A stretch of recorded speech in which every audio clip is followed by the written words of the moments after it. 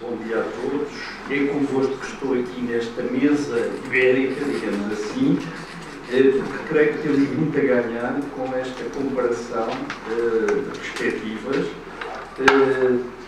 quer pelos paralelismos que encontramos, quer pelas diferenças também que é possível explorar. Uma nota a dizer que procurei nesta comunicação fugir à história da Ação Católica, sobre a qual mais trabalhei. Vou, portanto, tentar uma reflexão mais de ordem global. O resumo existe, está desalinhado, mas existe nas nossas pastas. E vou fazê-lo em 5 pontos. Não há PowerPoint, portanto, vai depender da minha capacidade e de vos captar a vossa atenção e do vosso empenho em seguir. O primeiro ponto é precisamente sobre as organizações católicas como lugares de observação do catolicismo e da sociedade. Vou ler algumas partes para ser um pouco mais breve. As organizações católicas constituem, enquanto tal, um dos principais lugares de observação do catolicismo ao longo da época contemporânea, numa dupla vertente. Por um lado, enquanto formas de recomposição do próprio catolicismo no seio da sociedade moderna. Por outro, a nível das mudanças verificadas no modo de articulação e presença da Igreja Católica na sociedade. De facto, na sua relação com a sociedade liberal, o catolicismo partiu de uma posição de intransigentismo doutrinal que só o desenvolvimento de uma nova prática veio transmutar num posicionamento mais aberto aos dinamismos da sociedade moderna, em particular nos campos da imprensa, da opinião, da organização política, das novas sociabilidades, em especial no campo da juventude ou da mulher, entre outros, e numa atenção privilegiada às novas questões trazidas pelo desenvolvimento industrial, com particular ênfase na emergência da classe operária e proletarização por parte das populações oriundas do meio rural, a própria urbanização com o consequente cortejo de novos problemas sociais, mendicidade, alcoolismo, prostituição, a questão do descanso semanal ao domingo, assim como a imigração considerada causa de ruína e desagregação social. Este complexo de novos problemas, fator de tensões e conflitos, foi processionado como causa da decadência moral e crise religiosa da sociedade, considerada no século XIX como questão social, tende então a sobrepor-se à questão política, isto é, aos problemas derivados da fundamentação do poder do Estado moderno e à legitimação de novas formas de organização política da sociedade, com recurso à ideia de cidadania individual. No campo do intransigentismo surgiu assim uma atitude mais dúctil relativamente à ordem política, a qual teria consagração oficial do Magisterio Pontifício, com o posicionamento leonino do Rabi Imã em face da Terceira República Francesa, e que haveria de servir de bitola para o posicionamento da Igreja Católica noutros contextos, como aconteceu em Portugal, no trânsito da monarquia constitucional para a Primeira República. Por outro lado, a par da persistência da visão liberal da sociedade, o aparecimento de novas respostas aos problemas surgidos, de que o socialismo oitocentista foi outro polo, levou o catolicismo militante a ter que se defrontar doutrinal e praticamente com 2 oponentes no âmbito da visão e propostas da sociedade, o liberalismo e o socialismo. É neste jogo triangular, o catolicismo intransigente por um lado e o catolicismo social por outro, que se definiu historicamente um novo modelo de relação do catolicismo com a sociedade que Emílio Polato signou por catolicismo integral. Isto é, um catolicismo que se vê a si próprio e se propõe é alternativa aos 2 grandes modelos sociais e ideológicos de 8 séculos, como resposta global para os grandes problemas do ser humano, na sua integralidade e da sociedade e na sua globalidade. Este modelo persistiria, pelo menos, ao longo do século XX. Até que ponto ele não foi ou não substituído por outro modelo referencial de catolicismo, depois do chamado adjornamento trazido pelo Segundo Concílio Vaticano, é uma questão a refletir e a discutir. Efetivamente, o Concílio surgiu necessariamente como um marco, nomeadamente pela sua reflexão acerca da Igreja, a partir de uma eclesiologia de comunhão, expressa na tripla definição conciliar da Igreja como povo de Deus na história dos homens, corpo místico de Cristo e sacramento de salvação, e na redefinição teológica do seu papel na economia da salvação, apresentando-se à sociedade como luz do mundo, por contraponto à concepção de ser uma sociedade perfeita, em contraposição ao conjunto da sociedade. Se numa primeira apreciação esta reflexão pode parecer distante da realidade concreta das organizações católicas, um olhar mais atento revela o inverso em 2 planos complementares. Exatamente na medida em que esta evolução teológica só foi possível graças ao protagonismo das organizações católicas no interior da Igreja e, simultaneamente, à sua ação modernizadora na sociedade ao longo do século XX. O ponto 2 é precisamente para chamar a atenção da relação entre as organizações católicas e a laicização da sociedade na época contemporânea. Começo por dizer que entendo aqui por organizações católicas o conjunto das formas de agregação, associação e enquadramento dos católicos, com particular relevo para os católicos leigos nos mais diversos setores da sociedade, com graus de reconhecimento e vinculação institucionais diversos. Ou seja, estamos diante de uma realidade institucional muito diversa, para a qual o próprio direito canónico teve dificuldade inicial em acomodar, fora do quadro tradicional, reservado ao envolvimento dos fiéis leigos na vida da Igreja, nomeadamente as chamadas pias uniões. Assim, muitas dessas organizações nasceram primeiro no quadro do que poderíamos aqui designar por sociedade civil e só posteriormente tiveram o necessário reconhecimento jurídico na esfera canónica, dada a premência e peculiaridade da sua ação. Enquanto organização maioritária de fiéis leigos, foram criados para ser como que uma extensão da Igreja hierárquica no seio da sociedade em processo de laiquização, como se designava no século XIX, o desenvolvimento do processo de laicização da sociedade e das principais instituições sociais, como as escolas, os cemitérios, o registro civil, a promoção das festas civis, entre outros. De facto, a sociedade liberal vai permitir suscitar a emergência de novas formas organizativas dos católicos, distintas das tradicionais ordens terceiras, irmandades ou confrarias, aqui já referidas, e que continuaram a existir. No século XX, essas organizações católicas ganharam uma importância crescente, protagonizadas ou envolvendo, sobretudo, fiéis leigos, em particular nos setores da assistência social, da vivência religiosa das populações, das sociabilidades promovidas em novos setores sociais. 5 são possíveis de identificar, com destaque, portanto, para a situação do operariado, da educação e juventude, da situação da mulher em condição feminina, do pensamento e formação de uma inteligência católica, dos quadros superiores da sociedade, a par da problemática da missionação à destra e à lintra e da remodelada, mas sempre controversa, questão política. Um dos eixos de evolução que encontramos na história das organizações católicas no período contemporâneo resulta precisamente da valorização da presença e ação da Igreja Católica no terreno dito social, em detrimento do terreno exclusivamente político, em particular ao longo do século XX. Tal evolução teve no pontificado de Leão XIII, como já dissemos, um marco, quando, com a procura do desenvolvimento de uma nova síntese entre pensamento e ação, assente no neoteísmo filosófico e culminando na criação daquilo que podemos chamar um triplo dispositivo social e eclesial, nomeadamente a moderna doutrina social da Igreja, o lançamento das bases de uma ação católica e a ideia de uma sociologia católica, enquanto suporte para o conhecimento da realidade social.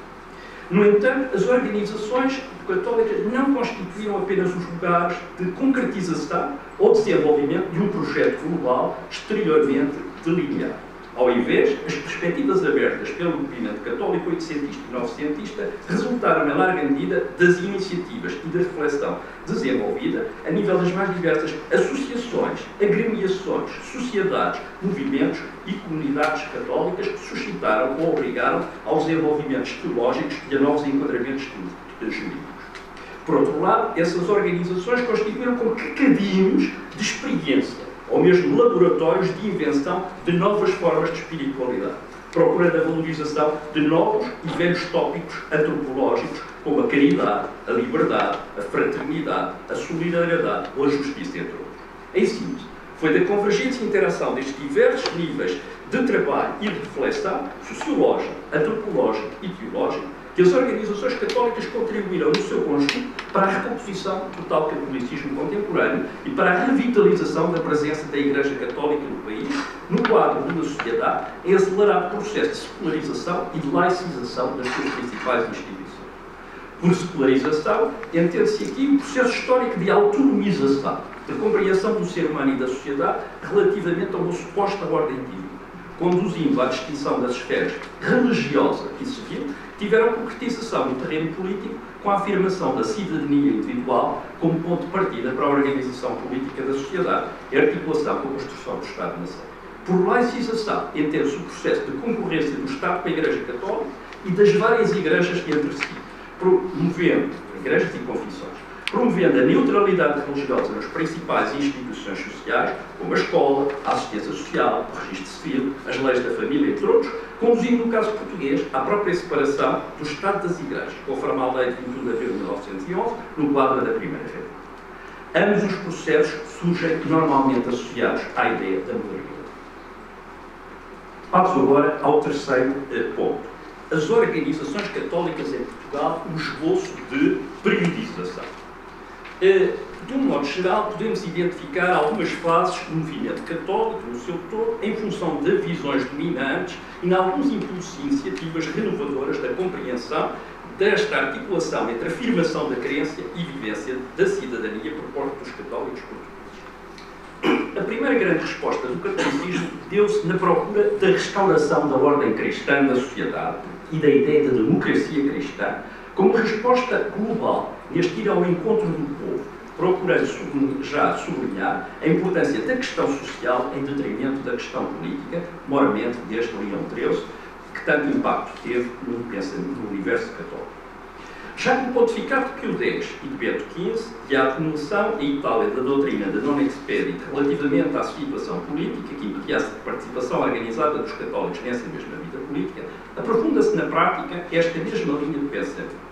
Por outro lado, a definição de uma ordem social cristã, ainda segundo uma concepção orgânica e corporativa da sociedade, aliada ao projeto de reconquista cristã da sociedade, aqui já referi, é o enfoque do pontificado de Pio XI e parcialmente de Pio XII, entretanto confrontados com uma nova realidade, o totalitarismo do Estado moderno nas suas múltiplas versões, em particular o fascismo, o nazismo e o stalinismo. Neste quadro, o Estado Novo surge no interior e no exterior do país como promessa de um caminho diferente e mais fecundo do que o seguido pela Guerra Civil Espanhola, sendo a implantação do novo regime acarinhada por boa parte das elites católicas, embora também já com resistências internas conhecidas. A partir da rádio-mensagem de Pio XII no Natal de 44, na procura dos fundamentos de uma nova ordem social do pós-guerra, com a aceitação e valorização da democracia enquanto forma política da organização dos Estados, base para o estabelecimento da paz internacional, o movimento católico passou diretamente a confrontar-se com os desafios da construção das sociedades modernas, em ambiente de crescente pluralismo cultural e diversificados protagonismos, o que não aconteceu abertamente em Portugal, dada a persistência de uma forma de Estado autoritário que nunca deixa espaço para quaisquer veleidades de constituição de um partido democrata cristão. O paulatino abandono da ideia de reconquista por parte do movimento católico traduziu-se numa atitude de abertura e diálogo dos católicos com outros setores religiosos ou não crentes, em particular ligados ao universo oposicionista e comunista, que os pontificados de João XXIII e Paulo VI encarnaram no plano supranacional, privilegiando a abertura de a apresentação de alguns critérios. Refiro-me ao pontificado de João XXIII e às suas encíclicas, onde aponta como critérios a verdade, a caridade, a justiça, a participação e a paz. Critérios esses que pudessem nortear os cristãos e as organizações católicas nas suas escolhas, iniciativas e ação, em colaboração com todos os homens de boa vontade. Sim. Em detrimento da definição de modelos de sociedade, proclama-se a necessidade de uma civilização do amor. Este é o paradigma de Paulo VI.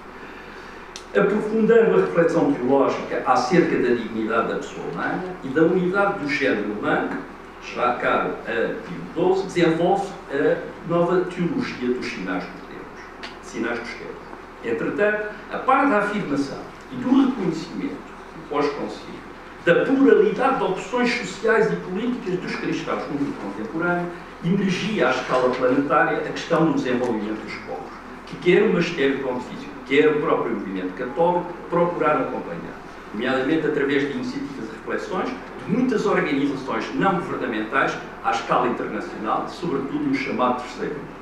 Nos anos 70, e ao mesmo tempo que se afirmava a teologia de libertação desenvolvida no contexto da América Latina, como concretização da teologia política europeia e com grande impacto na prática eclesial do catolicismo em geral, embora com especificidades culturais próprias de cada região do mundo, a referência ao pobre tornava-se incontornável para o catolicismo, nomeadamente como novo lugar teológico. E pese embora a posterior relativização daquela corrente teológica nos anos 80, a reflexão sobre o pecado social e a própria noção de estruturas de pecado foram integradas pelo magistério pontifício, moramente com João Paulo II, na encíclica Solicitude Res Socialis de 87. enquanto o debate sobre a relação entre liberalismo e responsabilidade social ganhava renovada atualidade nos anos 90, veja-se a centésimos anos, ou ainda a encíclica Laborem Exercens. Paralelamente, a proclamação dos direitos humanos ganhava centralidade na Igreja Católica, com enormes consequências nas definições contornas do catolicismo atual e com consequente valorização do diálogo interreligioso.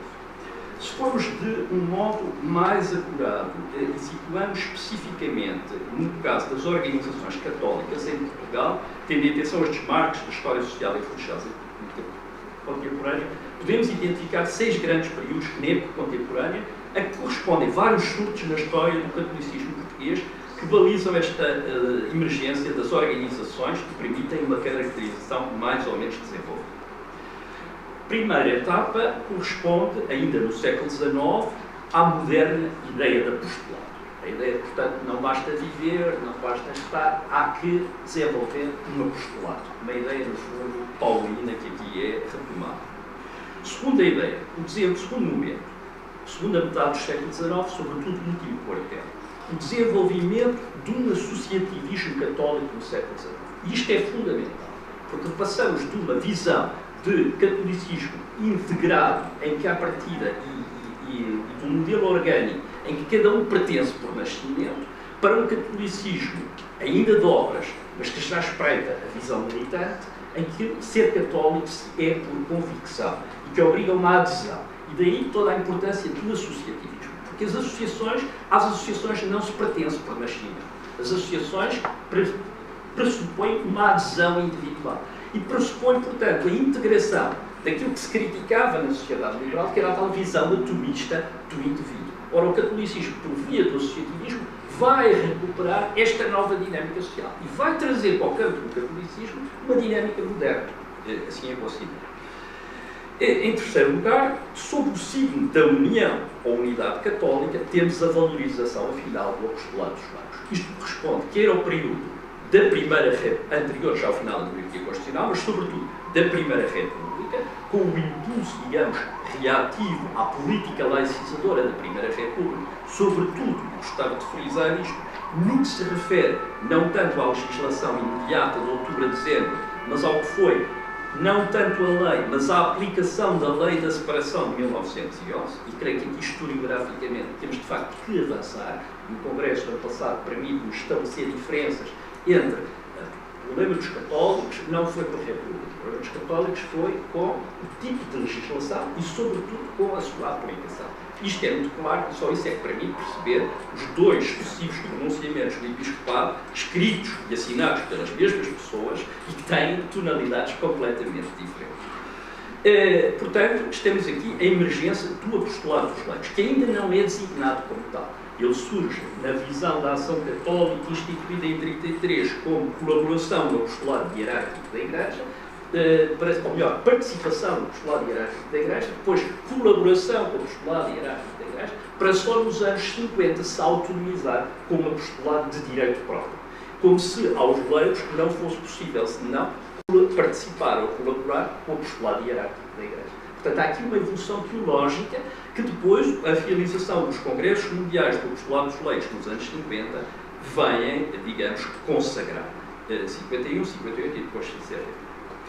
A quarta época corresponde à passagem daquilo que poderíamos dizer a tutela da ação católica portuguesa à diversificação desse mesmo apostolado dos leigos trazido pela própria ação católica. Que esta diversificação é simultaneamente externa à ação católica e interna à ação católica. A quinta etapa resulta da dinâmica do Segundo Concílio do Vaticano e do desenvolvimento de novas propostas a que me poderei referir, se tiver tempo ainda, mas creio que não, um pouco mais desenvolvidamente. E a sexta e última etapa ao Congresso Nacional, tem como baliza o Congresso Nacional do Apostolado dos Leigos em 1988 e o surgimento daquilo que poderíamos designar uma visão mais abrangente pelos movimentos eclesiais. Eu não adoto aqui a terminologia de novo ou de velho, porque o novo ou o velho é muito relativo. Aquilo que o discurso oficial designa como novo, muitas vezes tem origem e raízes nos anos 40 e 50. Caso, concretamente, não apenas do Opus Dei, que é já antigo, mas toda uma série de movimentos que surgiram nos anos 50 e 60, que são movimentos de um novo tipo. E eu já iria centrar-me um pouco nessa fase que me parece, ou nessa passagem que me parece interessante. Portanto, eu aqui remeteria, não vou ler, para o texto que já está publicado no Dicionário de História Religiosa de Portugal há alguns anos, sobre movimentos eclesiais contemporâneos, onde eu faço um rastreio, digamos assim, de todos esses movimentos, desde o século XIX até à então atualidade, até ao final dos anos 2000. E o que nós constatamos é uma diversidade extraordinária desses mesmos movimentos. Portanto, remeto para aí, não vou agora citar, eles são conhecidos. Vou-me centrar apenas na quinta e na sexta fase que referi. De facto, se esta dinâmica de diversificação, portanto, quinta fase, do apostolado organizado nos leigos, se tenha já verificado no período anterior, é como disse o segundo Concílio do Vaticano, que se verifica o pleno reconhecimento desse mesmo apostolado. Tal reconhecimento resulta de um lento processo que implicou a valorização da própria identidade laical e que esteve na origem e a realização em Roma dos tais 3 congressos internacionais para o apostolado dos leigos. O primeiro em 51, o segundo em 57 e o terceiro em 77. Foi aqui referida a participação feminina, que foi fundamental, e todos eles tiveram também significativa presença portuguesa. Pode considerar-se assim a existência deste período, que vai até os anos 80, eclesialmente marcado por uma dinâmica que, não se esgotando no apostolado dos leigos, encontra aí um dos pontos de apoio para a afirmação de novos movimentos eclesiais, por contraponto ao movimento da ação católica. É o caso dos focolares, a partir de 76, do movimento Fons Vitae, em 77, dos convívios fraternos, em 68, dos cursilhos de cristandade, das comunidades neocatecumenais, do renovamento carismático, das comunidades de vida cristã, do movimento Shalom, do movimento teresiano do apostolado e ainda, noutra dinâmica, fraternidade cristã dos doentes e deficientes, movimento Fé e Luz, o movimento do apostolado das crianças. Neste quadro, compreende-se melhor, assim, a revolução relativa aos movimentos eclesiais contemporâneos, assinaladas já relativamente ao período anterior. Há tendência sexista e classista, estou a citar um outro texto, característica suposta da ação católica, sucede-se a tendência para a renovação dos movimentos mistos, abertos simultaneamente a homens e mulheres, a jovens e adolescentes, a intelectuais e operários, unidos todos na condição cristã, sem quaisquer requisitos. Estes movimentos pedem mais o testemunho de vida do que o combate. Transita-se assim de organismos nacionais para quadros internacionais. Esta evolução acabou, aliás, por afetar a própria ação católica portuguesa, que também se refletiu no seu interior, nomeadamente quando se procurou reorganizar, a partir de 61, os novos princípios básicos. Processo este que se prolongaria na década de 80, levando à redefinição do mapa dos movimentos eclesiais originados no seio da ação católica, de que, por exemplo, a Choque pode servir como exemplo. Em grande medida, portanto, dilui-se aqui a questão da identidade laical em favor de uma teologia da comunhão e do reconhecimento de novas dinâmicas a que apelidei de tipo neocongregacionista. Ou seja, estamos aqui diante não apenas de novos dinâmicas, mas de dinâmicas que tendem a englobar um conjunto de pertenças que até então apareciam como exclusivas do associativismo inicial do século e do próprio associativismo católico. São movimentos já não apenas especializados, mas movimentos que agregam pessoas individuais, agregam o sexo, agregam famílias, agregam padres que prestam serviço de movimento, formam padres próprios, desenvolvem depois uma dinâmica para leigos consagrados, leigos não consagrados, têm religiosas, etc, etc, etc. O movimento Schoenstatt, que há pouco referi, é um bom exemplo disso, como o movimento dos focolares, por exemplo. Nasceram de dinâmicas muito marcadas, muito específicas, e depois alargam-se neste tipo de dinâmica uma espécie de uma nova congregação, mas capaz de integrar jovens, velhos, leigos, não leigos, famílias, etc. A par disso, temos também depois outros movimentos mais especializados que, em Portugal, tardiamente ligados à dinâmica internacional, se vão incluir uma Pax Christi, o movimento de vida ascendente, a comunhão e libertação, as oficinas de oração e vida, o movimento mariano de oração e reparação, metanoia, etc, etc, etc. Procuramos assim estes movimentos, e aqui passaria, portanto, para o meu quarto ponto, dizemos que tentaria uma aproximação de tipo tipológica aos movimentos. Apontei aqui cerca de 5 características em torno destes 150 movimentos que é possível já rastrear no projeto. Primeira nota, no seu todo, um dado ressalta como imediato ao observador. A maioria das organizações rastreadas resultam de iniciativas surgidas e pensadas inicialmente noutros países, o que não significa que não haja fundações de caráter local e que muito frequentemente também ganham dimensão noutros países.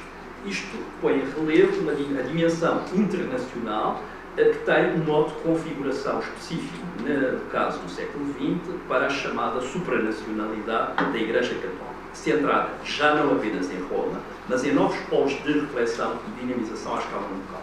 Alguns desses centros são também centros de reflexão do movimento social católico, como o caso de Friburgo, Weimar, Paris, Milão, entre outros.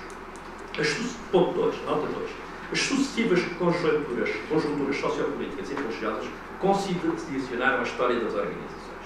Se a política republicana suscitou um ímpeto reativo, já o Estado Novo contribuiu, sobretudo, para confinar o papel das organizações católicas a uma esfera estritamente religiosa ou social, cerceando a sua atividade não no espaço público, mas no domínio da opinião pública, dada a impossibilidade de uma presença livre e autónoma, à semelhança do que acontecia noutros países. Tal facto não impediu, no entanto, o aparecimento de alguns setores católicos que, mais distanciados do Estado Novo, haveriam de permitir uma presença ativa, tanto na tentativa de uma transição política no interior do Estado Novo do projeto marcelista, quanto uma participação ativa no processo revolucionário de transição democrática no pós-25 de abril de 70. Terceira nota é este entendimento prático da religião, assente em formas de piedade, oração e apostolado, conduziram a variadas formas de pertença e afirmação da religião no espaço público, dita genericamente como a ação católica. Foi, portanto, um novo paradigma que aí se desenvolveu e que permitiu à ação católica ter o tal papel deste modo. Quarta nota, e só refiro, o papel do modelo integral de formação. Quinta e última nota, alargando um pouco aos movimentos em geral, eu diria que eles se permitiram a dinamização, vamos dizer, de diferença, eles próprios viveram entre diferentes polaridades, digamos assim. Vou só referi-las. A primeira delas, o paradigma da cristianização por oposição ao paradigma da evangelização e vice-versa. A expressão do religioso para uns, enquanto outros movimentos acentuam a necessidade de um aprofundamento espiritual para outros. Uns afirmam a especificidade de um carisma, enquanto outros sublinham a sua especificidade e missão laical. Uns privilegiam uma inserção diocesana, outros uma lógica interna organizativa. Uns orientam-se para uma leitura crítica da realidade social, enquanto outros tendem a contrapor-se a essa mesma realidade entendida como mundo ou como exterioridade a si mesmo. Para além também da oscilação entre um pietismo, um empenhamento crítico, uma visão mais crística, uma espiritualidade mais mariana, uma valorização da individualidade que permite aferir o comum, ou de uma individualidade que se cumpre no coletivo, etc, etc. Em conclusão, as organizações católicas na esfera eclesial e social, elas foram parte integrante destas duas dinâmicas. Se, como afirmam os teóricos do movimento católico, ele correspondeu a uma tomada de consciência dos católicos da necessidade da sua presença renovada nos campos da vida cultural, social e política das sociedades modernas, na procura de uma nova relação da Igreja com o Estado, as organizações católicas constituíram o seu suporte prático, permitindo o protagonismo organizado dos laicos, conforme a tal concepção integral da religião, por contraponto a uma sociedade considerada hostil, e em cuja missão da Igreja era a cristianização dessa sociedade, tanto por influência a nível das massas, como pela formação de elites próprias dos mais diversos setores da sociedade. Tal dinâmica acarretou na prática a introdução do debate entre católicos, a diversificação de formas de pensamento e ação no interior do catolicismo e o reconhecimento de novas concepções de igreja, onde esta se viu compelida a abandonar uma suposta centralidade para um lugar de mediação na economia da salvação, numa complexidade social crescente. Se um dos elementos, segundo a nota, está ao nível eclesial, mais ao nível social. Se um dos elementos característicos da contemporaneidade reside no aparecimento de diversificados movimentos sociais, assim como de novas formas de vinculação política, social ou expressão cultural, como os partidos, as maçonarias e as mais diversas associações, o movimento católico participou ativamente nesse processo, através das suas organizações, enquanto interlocutoras do processo de modernização do país, tanto à escala local como internacional, em função dessa capacidade de adjornamento e mobilização da própria Igreja Romana, assim como do livre exercício de cidadania por parte dos católicos a partir de uma identidade crítica. No caso português, tal processo contribuiu decisivamente ao longo dos 2 últimos séculos para a paulatina formulação da secularidade e da laicidade como valores civilizacionais, em contraponto ao laicismo e ao integrismo de qualquer espécie. Obrigado.